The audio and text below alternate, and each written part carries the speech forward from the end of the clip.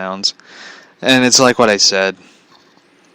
DC will hire a friend of a friend of a friend of a friend to do work. I always liked Chuck Dixon. He is a great writer and stuff. He, for those who don't know, I think he... Hold on. He did a lot of great books. I will name some of them. Like, he took on, like, entire Batman stuff. Like, he was involved with the characters such as Batman, Nightwing, Robin through the 90s and early 2000s. And he sort of, like, left. He did,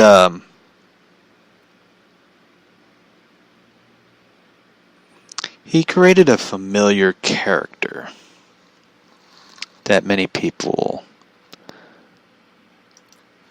probably know very well.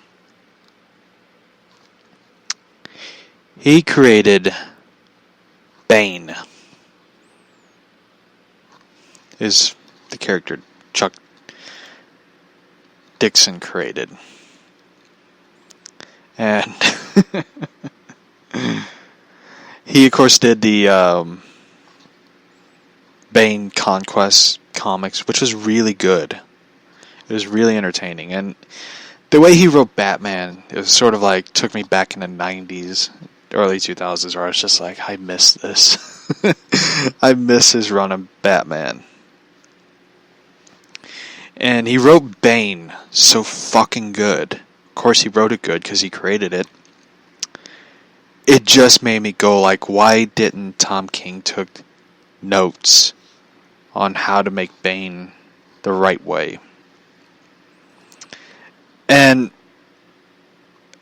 it's pretty funny though, like, Dixon is like a diehard Batman fan. Like, he knows Batman so fucking well that it just made me go like, why couldn't this guy write Batman for people? He also wrote Catwoman Volume 2 from 15 to 21, 25, 27, 37, and the 90s. He also did Catwoman Wildcat. He also did Batman Wildcat. He also had involvement in No Man's Land Secret Files. It was so amazing to see him come back to write Batman. I mean Bane, but also he did have Batman in it. So it made me go like, why couldn't they just get this guy to write Batman again? You know, it just... I have nothing against the guy who's going to be writing Batman. He did a lot. He did some work for Marvel, The Punisher. He also worked for Devil's Due Publishers and Moonstone Books. And he did Image, IDW. He did the Simpsons comics for Bongo Comics. Then he returned to DC. He did the Richard Dragon Kung Fu series, Kung Fu character. He also did the Snakes on the Plane adaptation, Nightmare on Elm Street. He did Wildstorm. He had a short brief run with Nightwing. And he wrote Connor Hawk, Dragon's Blood, Green Arrow's about Green Arrow's son. He did Robin. Then he wrote Batman and the Outsiders. And he did Dynamite, where he did The Man with No Name comics for Dynamite, and G.I. Joe and other stuff. So it was really cool to see Dixon have his run with Bane. Again, where Bane takes over. I really enjoyed his work. And it sort of made me go like, DC is sort of not wanting to hire other, talents. I would love to see Dixon do another comic book. I would love to see him do like a comic book series about the Batman villains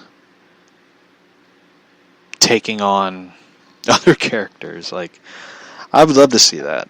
Like, Bane leads a group, and you have,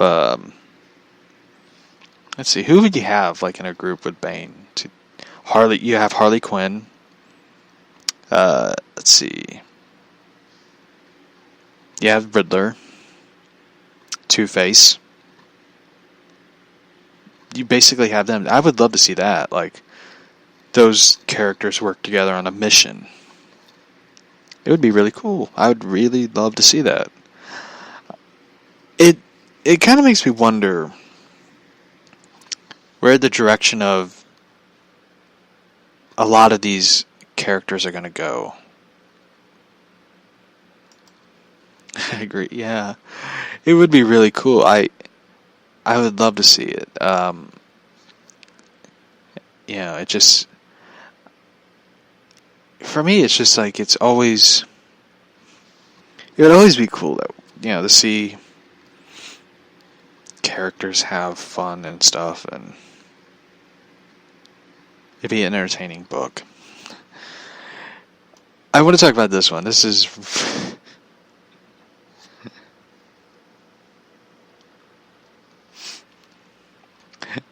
I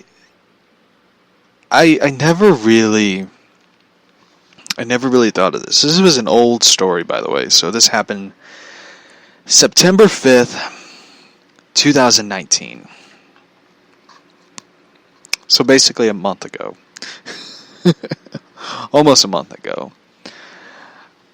Tennessee Catholic school bans Harry Potter series. Just take a step back and look at that again. I'll read it to you. Tennessee Catholic school bans Harry Potter series due to the risk of conjuring evil spirits.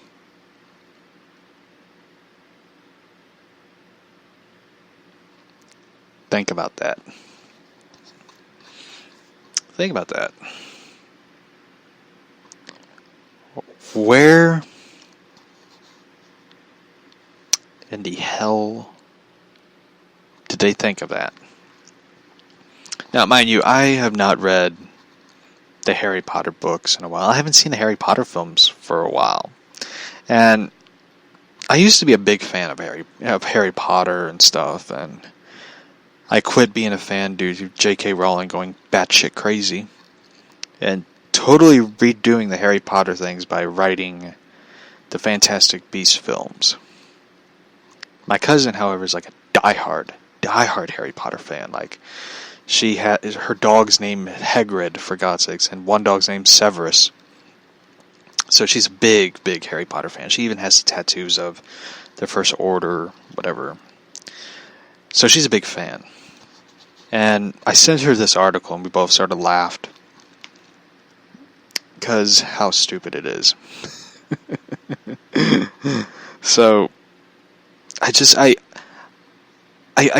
it's sort of like bugs me. Because I hate books being banned or being censored or being taken off shelves because some group is going to be upset and offended. So, it just made me laugh. I couldn't help but laugh at this article and a story of how ridiculous is banning a book because it might conjure up evil spirits. Now, mind you, I don't believe in witchcraft and wizardry and all that. You know, basically I'm a muggle, so... So, I look at this and it really kind of bugs me because you're banning a book that is so popular, but yet you're a Catholic school where people are nervous when there's a kid near a priest. So, I know there's going to be a lot of people like, that is too far. But it just it really aggravates me.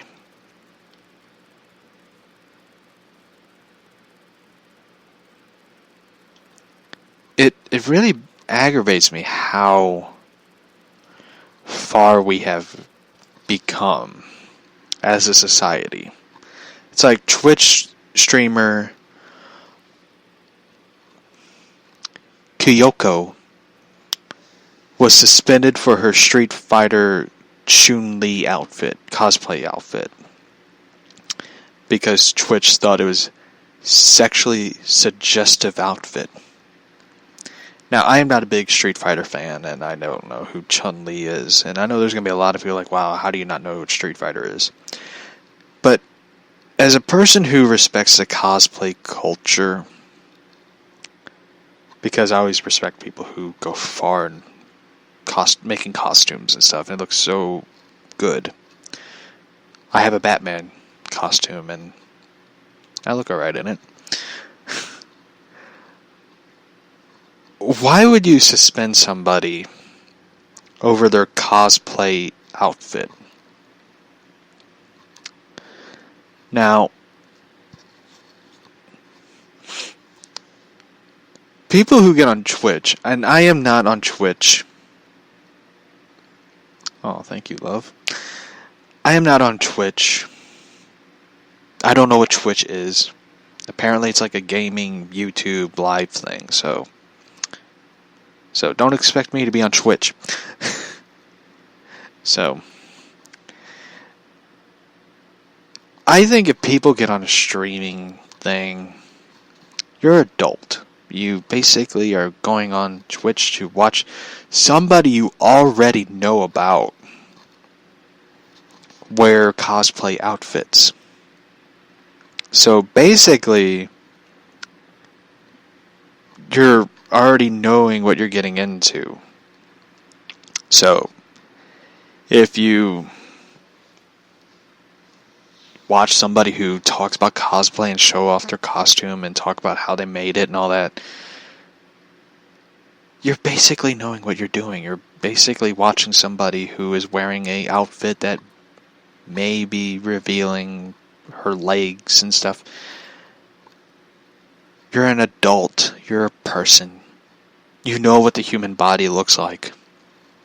Get over it. So, I don't know who she is. I never seen her Twitch, and I don't even know what Twitch is. So, basically, let her be herself.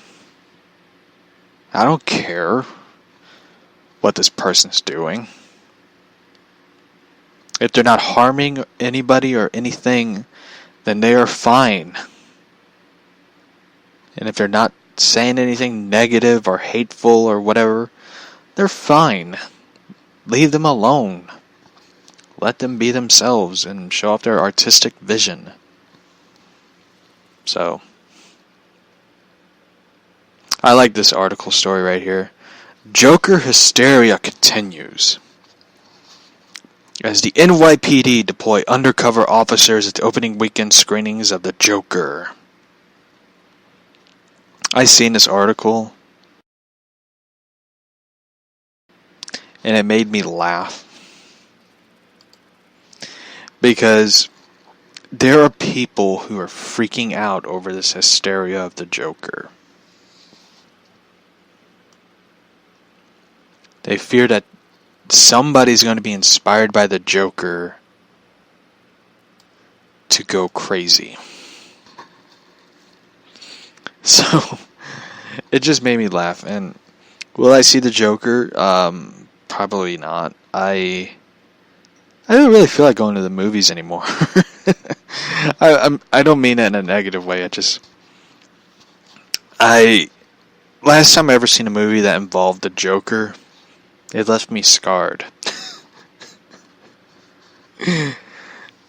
For those who don't know the story, I went to go see Suicide Squad, and for those who haven't heard my review, I did several reviews. I even did a commentary watching the movie for the first time in over since I think since the DVD came out. So